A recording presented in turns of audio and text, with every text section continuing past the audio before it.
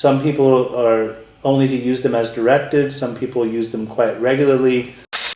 I do think that if somebody needs to be on them, it should be for a short period of time. Hello all, my name is Pej. I'm a drug interventionist. I help people with drug addiction, alcoholism, and mental health.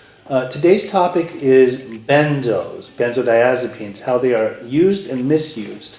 Based off of my own experience, over the many years that I've been doing what I do and helping people with addiction problems, I noticed that benzodiazepines are a commonly used, commonly prescribed drug. Its purpose is to help people overcome anxiety. Like we always say, it takes the edge off. There are people that use it in many different forms and fashions. There's the typical Xanax, there's Valium, there is Ativan. These are all different benzodiazepines. Usually Ativan is given to people to calm their nerves. Xanax too. Valium is often used in a detox setting. It is to help somebody have a smooth detox depending on what they've been using.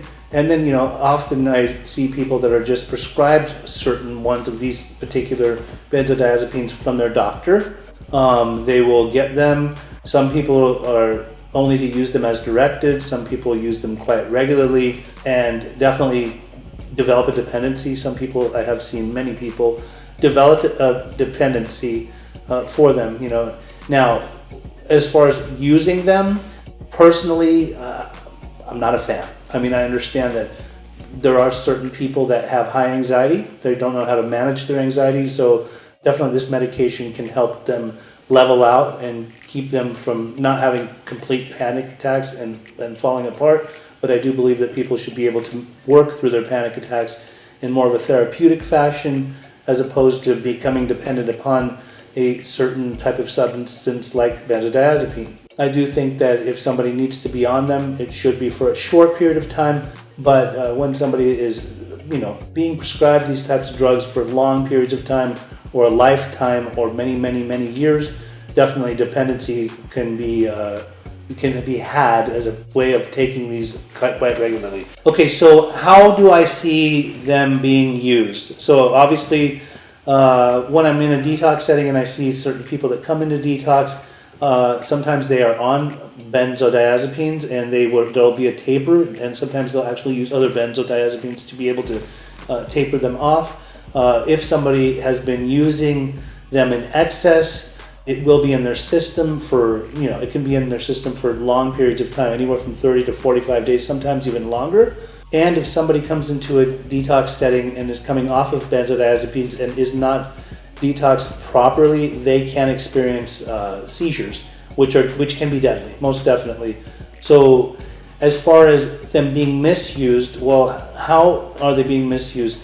Some people will not take them as directed. Some people will take them continually. Some people will take them until they're finished and they'll continue to seek more from their doctor. Many of the doctors will continue to prescribe them to them, but often if the doctor sees that somebody is med-seeking or overly med-seeking, they will cut off their patient.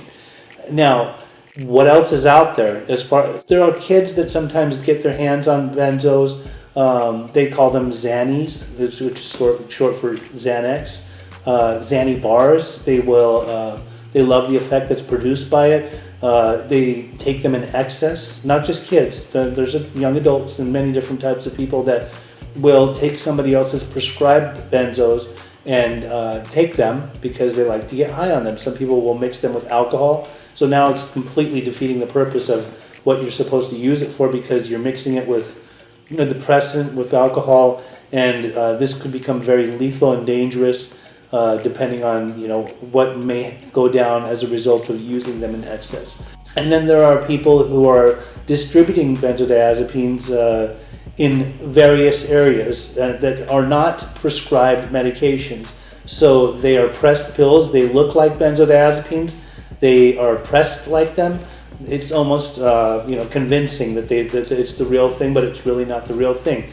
Those are obviously being misused. A lot of people are selling them in various outlets, sometimes online, sometimes on the dark web, sometimes on certain apps like Snapchat and Instagram, where people are selling them in mass amounts. And when people take those, they don't know that they're actually cut with other different types of substances. Sometimes they are cut with fentanyl, which gives them even a more powerful and more stronger effect than actual benzodiazepines. Okay, so is there any way that you can tie benzodiazepines to fentanyl use or to other drugs? Well, definitely when some people do certain types of drugs, they will then resort to doing benzos because, let's say, for example, somebody's coming off of a hard meth bender and they're agitated, they have high anxiety, they will turn to benzos to be able to calm their nerves, to be able to relax and just chill out.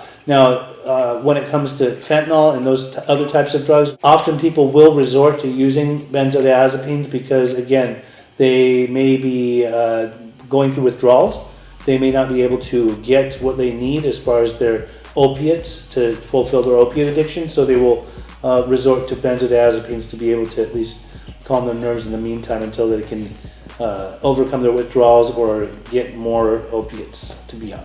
So if you or somebody that you know is suffering from benzodiazepine addiction or needs any kind of help, please do not hesitate to contact us. The phone number is on the screen, and also please subscribe to our channel so you can check out other videos that we talk about addiction, alcoholism, and mental health.